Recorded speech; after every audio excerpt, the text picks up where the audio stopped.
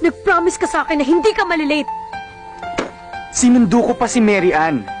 Nag-promise ka rin sa akin na hindi mo isasama yung Mary Ann yan. Okay.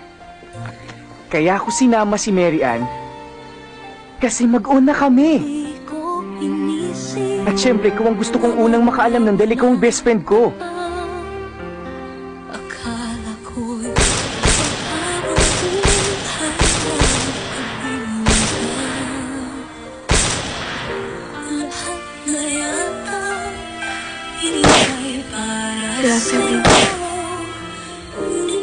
Ikaw ba masaya para sa akin? Get out of my way!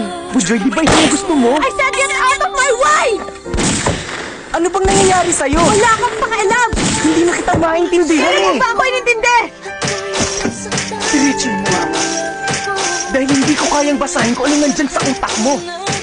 Kung galit ka, sabihin mo sa akin kung bakit. Kung nasaktan kita, sampalin mo ako. Sige, gantihan mo ako.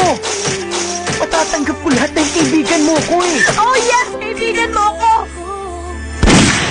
Kaibigan mo lang ako! All I ever needed. Your best friend. Tapuhan mo kung may problema ka. Nagkasunod.